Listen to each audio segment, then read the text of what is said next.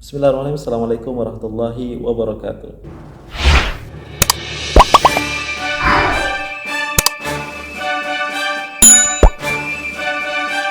Ya, welcome back to Iqbal Channel. Kembali kita sama-sama reaction dari TV-nya sebagaimana hal menarik dan juga terkini dari negara Brunei. Anak-anak Baginda Sultan di event peringkat negara ini sangat-sangat bersejarah kembali di tahun ini, yaitu sambutan nuzul Al-Quran ya. Ini merupakan di bulan Ramadan yang penuh berkah ini. Alhamdulillah kita bisa menyaksikan sama-sama bagaimana berkenan hadir ya Royal Family, ahli kerabat raja, anak-anak Baginda Sultan, yaitu Duli yang teramat mulia Paduka Sri Pangeran Muda Mahkota, Pangeran Muda Haji Amtali Billah ya, Menteri Kanan di Jabatan Perdana Menteri, dan juga diiringi oleh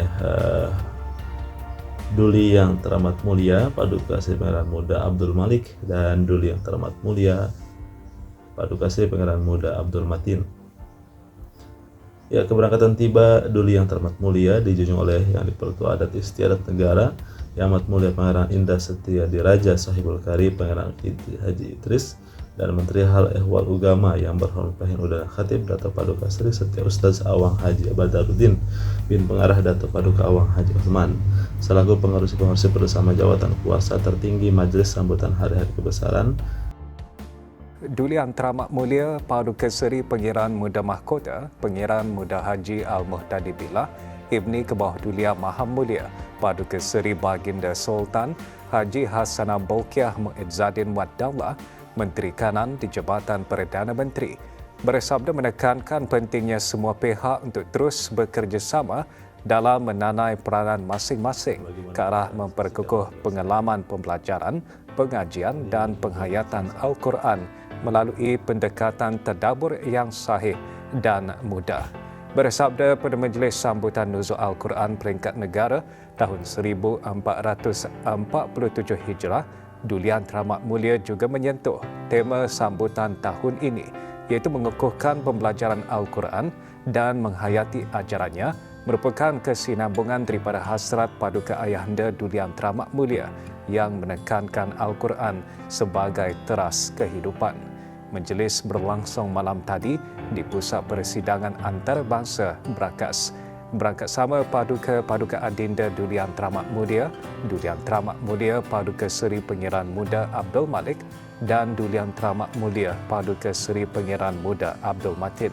Keberangkatan Duli Yang Teramat Mulia dijunjung oleh Yang Amat Mulia Pangeran Indra Setia Diraja Sahibul Karib, Pangeran Anak Haji Idris bin Pangeran Maharaja Lela Pangeran Muda Abdul Kahar Yang Dipertua Adat Istiadat Negara, Yang Berhormat Pihin Udana Khatib Datuk Paduka Seri Setia Ustaz Awang Haji Badaruddin bin Pengarah Datuk Paduka Awang Haji Uthman, Menteri Hal Ehwal Ugama, Yang Berhormat Pihin Datuk Lala Raja Major Jeneral Bersara Datuk Paduka Seri Awang Haji Halbi bin Haji Muhammad Yusof, Menteri di Jabatan Perdana Menteri dan Menteri Pertahanan kedua, Yang Berhormat Datuk Seri Setia Dr. Awang Haji Abdul Manaf bin Haji Matusin, Menteri Sumber-Sumber Utama dan Pelancongan, dan Yang Berhormat Datuk Seri Setia Awang Haji Muhammad Juanda bin Haji Abdul Rashid, Menteri Pembangunan, serta ahli-ahli jawatankuasa tertinggi Majlis Sambutan Hari-Hari Kebesaran Islam Peringkat Negara tahun 1447 Hijrah.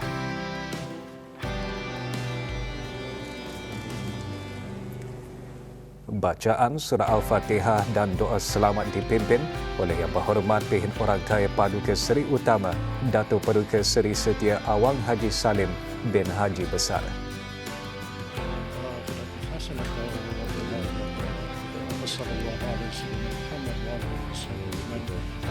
سبحان ربك رب العزة عما يصفون وسلام على المرسلين والحمد لله. Dalam sembah alu-aluan, Menteri Hal Ehwal Ugama antara lain menekankan usaha mempelajari Al-Quran perlu terus diperkukuhkan untuk menjadikannya tidak sahaja setakat bacaan dan hafal. Duli Yang Teramat Mulia juga bersabda mengingatkan mengenai peranan mufassir atau pentafsir Al-Quran merupakan satu kedudukan tinggi dan mulia yang menuntut penguasaan ilmu dan pematuhan kepada disiplin ilmu yang ketat.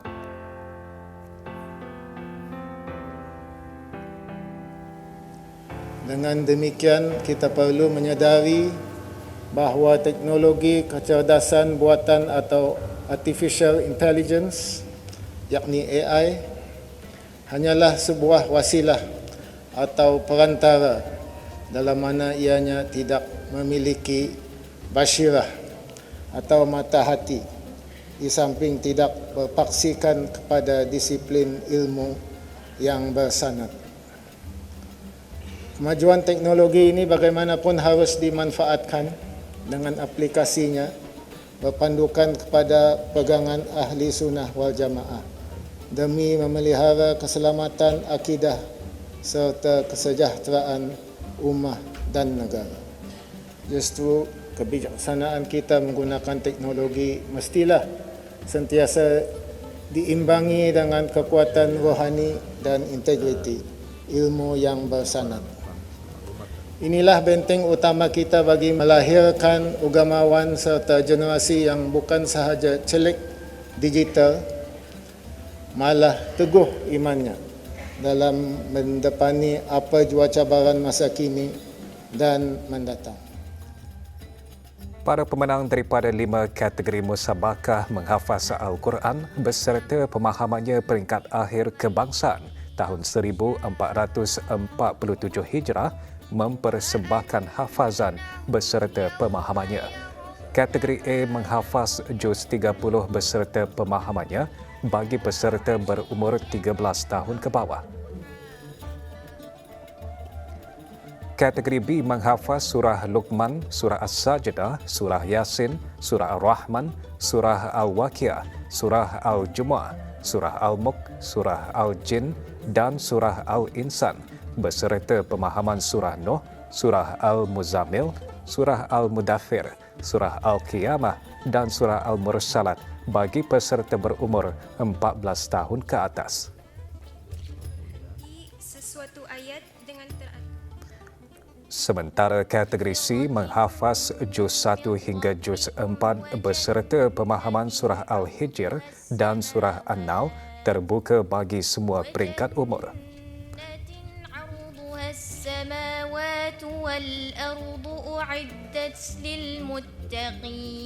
Kategori D menghafaz juz 1 hingga juz 15 beserta pemahaman surah Al-Aqaf, surah Muhammad dan surah Al-Fat terbuka kepada semua peringkat umur. zahir pada wajah seseorang dalam bentuk keindahan, ketenangan dan kewibawaan. Bagi kategori E menghafaz 30 juz beserta pemahaman surah Maidah dan Al-An'am terbuka kepada semua peringkat umur.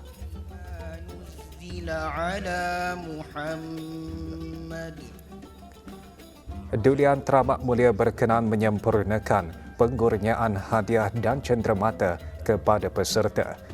Johan kategori A Dayang Nur Syifa Hasanah binti Muhammad Fikri menerima wang tunai $1,500 Brunei. Naib Johan Dayang Nur Safia Az-Zahra binti Hafiz dan tempat ketiga Dayang Nur Sarah Bashira binti Muhammad Fikri. Diikuti Johan kategori B, Dayang Aina Zunah Insyirah binti Haji Abdul Manab menerima wang tunai $2,000 Brunei, sementara Dayangku Wajihah binti Pengiran Khairul Nazri di tempat kedua dan Dayang Siti Nur Darwishah binti Sabli di tempat ketiga.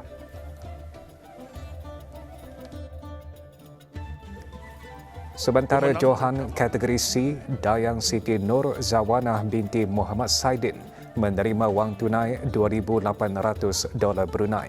Tempat kedua, Dayangku Siti Huwaidah Karimah binti Pengiran Muhammad Helmi, manakala Dayang Atikah Munirah binti Haji Muhammad di tempat ketiga. Menerima wang tunai $3,500 Brunei, Johan kategori D disandang oleh Dayang Amirah Batrisha alias Sarah Huwaina binti Haji Amir Hisham. Tempat kedua, Dayang Nur Sofia Solehah binti Muhammad Fikri dan Awang Muhammad Faiz Najwan bin Muhammad Saleh di tempat ketiga.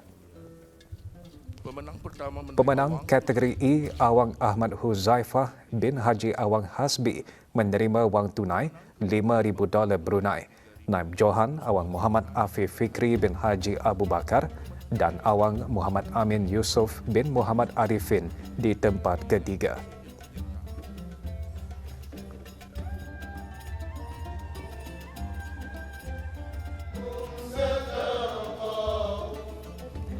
Majlis tahun ini dikendalikan bersama oleh Kementerian Hal Ehwal Agama, Kementerian Pertahanan, Kementerian Pembangunan, Pusat Pengajian dan Penyebaran Al-Quran Mabims dan Brunei Darussalam Central Bank.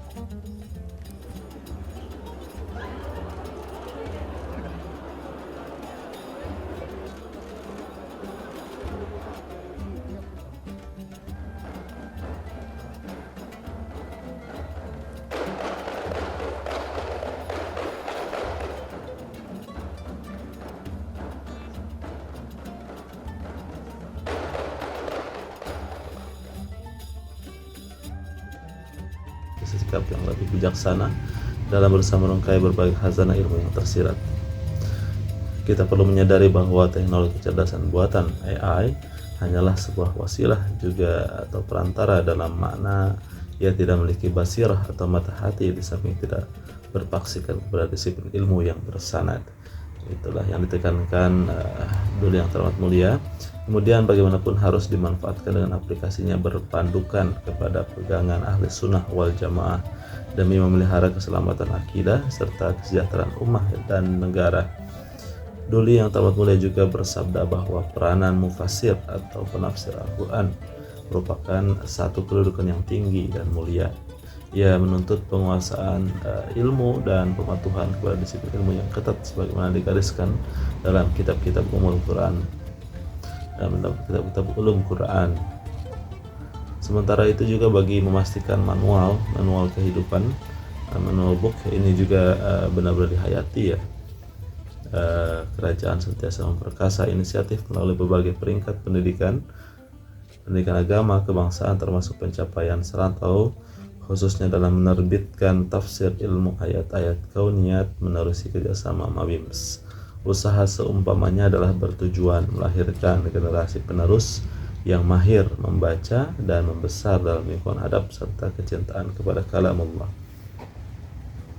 Oleh sebab itu, sebagai usaha bersinambung memahami isi kandungan Al-Quran, kita juga dituntut untuk mendekatinya melalui tadabbur. Amalan tadabbur Al-Quran membawa kepada penghayatan 3 konsep utama, yaitu tilawah ialah membaca atau pembacaan yang betul dengan baik dan benar, dan tajwid, kemudian ta'lim, mempelajari dan memahami isi kandungannya, mengajarkan dan juga membelajarkannya, dan juga tazkiyah, pengamalan ajaran Al-Quran bagi membentuk akhlak mulia serta adab dalam hubungan sesama insan.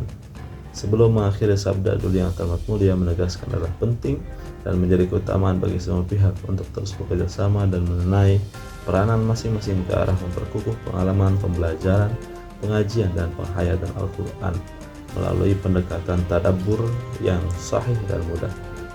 Bagi kita bisa melihat juga mendoakan untuk kesehatan dan keselamatan bagi Sultan sentiasa diberikan kesehatan berpanjangan dan segera dalam keadaan yang terbaik sehingga kita bisa menyaksikan kembali event-event kenegaraan bersama dengan Baginda Sultan Haji Hasan Bolkiah ini. Semoga Allah berikan rahmat, kesehatan dan juga keberkatan, insyaallah. Semoga Allah juga memberikan taufik dan kekuatan untuk kita membaca, memahami dan mengamalkan. Ya, kita telah menyaksikan bagaimana hal menarik dan unik ini merupakan syiar Islam dan juga Al-Quran yang selalu menjadi keberkatan untuk kita semuanya. Semoga yang menyaksikan video ini dan terus diberikan keberkatan dan kesehatan, dan sampai jumpa lagi di video menarik lainnya. Jangan lupa like dan subscribe, share semuanya. Semoga bermanfaat. Terima kasih. Assalamualaikum warahmatullahi wabarakatuh.